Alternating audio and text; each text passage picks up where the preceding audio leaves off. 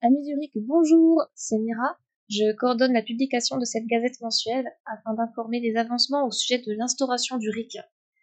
Et c'est important parce qu'il y a certainement des choses qui vous révoltent en ce moment dans les décisions politiques et surtout en fait dans la manière dont ces décisions sont prises, c'est-à-dire d'une façon illégitime et non démocratique. Par exemple, par un parlement entre minuit et 5 heures du matin, par exemple. Pour rappel, le RIC vise justement à résoudre les plus grosses injustices actuelles en permettant à la majorité du peuple de prendre une décision, au lieu de se faire ignorer comme actuellement. Donc, voici les bonnes nouvelles du mois que je vous invite à partager pour se donner du courage. Parce que, évidemment, si on partage seulement ce qui nous met en colère et jamais ce qui permet de résoudre les problèmes, on va pas avancer. Donc allons-y, laissez-moi vous raconter un peu les dernières nouvelles du mois concernant les différents acteurs qui font beaucoup d'efforts pour donner vie à notre future démocratie. Le premier appel à l'action. Vous avez peut-être déjà remarqué, aujourd'hui, beaucoup d'assauts ont des objectifs importants et vertueux. Mais elles ne disposent que de très peu de moyens pour les accomplir, notamment parce qu'elles sont ignorées des élus et du système actuel. Tout comme nous, en fait. Donc, si vous connaissez des assos et si vous voulez les aider, vous pouvez leur partager cet article qui explique l'intérêt du RIC pour elles, particulièrement. Dans cet article, l'association Culturique propose même aux assos de les accompagner dans la rédaction de leurs revendications sous la forme d'un texte législatif ou constitutionnel applicable, qui pourrait faire l'objet d'un référendum d'initiative citoyenne pour le mettre en place.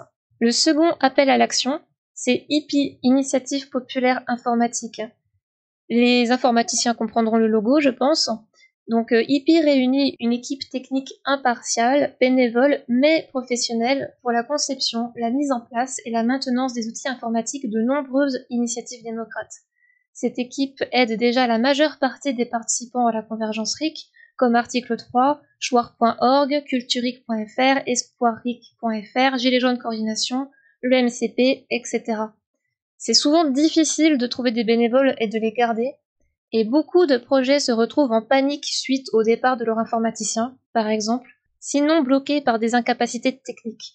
Donc si vous avez une initiative pour le RIC, n'hésitez pas à vous rapprocher de cette équipe, et si vous êtes des techs désireux de mettre à disposition vos savoir-faire pour la bonne cause, également.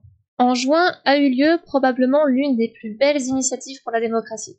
Le maillage territorial du Mouvement Constituant Populaire ont initié des votations citoyennes, autrement appelées RIC sauvages. Ils ont été malins.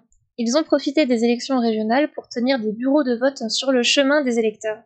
De nombreux électeurs ont ainsi été invités, miracle, à voter sur un sujet plutôt qu'élire un candidat.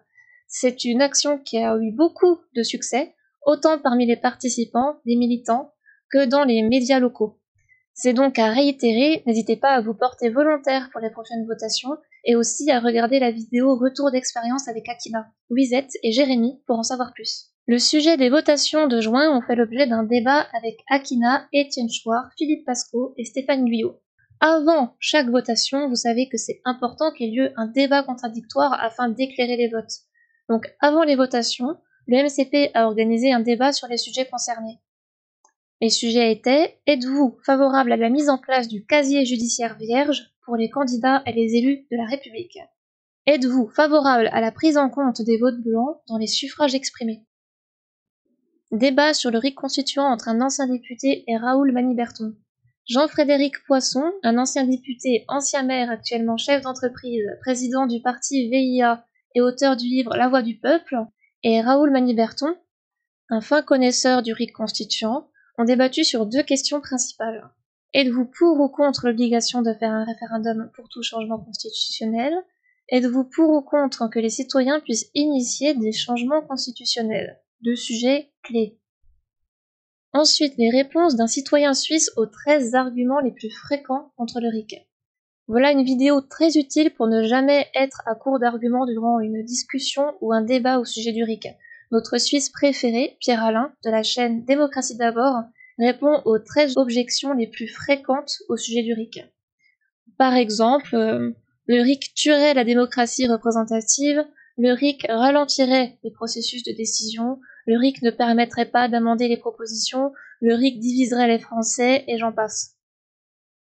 La Concorde citoyenne avec Fabrice Grimal. Leur programme complet semble comporter des sujets qui divisent, mais leur chapitre sur la démocratie vaut le détour et les autres candidats devraient certainement s'en inspirer. Je cite quelques extraits, les grands titres. Un programme démocratique pour la souveraineté du peuple, donner le dernier mot aux Français par des référendums fréquents, émanciper les citoyens par l'instauration du référendum d'initiative citoyenne, l'instauration d'une dose de tirage au sort et de l'élection sans candidat. Donc voilà, ce sont des outils qui devraient plaire aux démocrates que nous sommes. Débat sur l'UE. La France a-t-elle la souveraineté sur sa constitution? Tranchons une bonne fois pour toutes cette question qui revient inlassablement dans les débats qui portent sur l'UE et le RIC. Certains Frexiteurs un peu mesquins rétorquent souvent pas de RIC sans Frexit. D'autres répondent non, au contraire, il n'y aura pas de Frexit sans RIC. Mais alors, du coup, qu'en est-il vraiment, en fait? Je vous laisse aller vous faire un avis sur cette question stratégique essentielle pour savoir quelles revendications prioriser. Fonctionnement de RIC. Témoignage de Natacha Bernal. L'association Objectif RIC a auditionné en vidéo des experts sur le sujet du fonctionnement du RIC. Voilà l'interview de Natacha Bernal, conceptrice de Délibératum référendaire, une proposition de RIC passant par le débat citoyen et la Smart Tech. Les auditions permettent aux citoyens d'apprendre au sujet du RIC et de participer à sa co-construction sur le site plateforme RIC.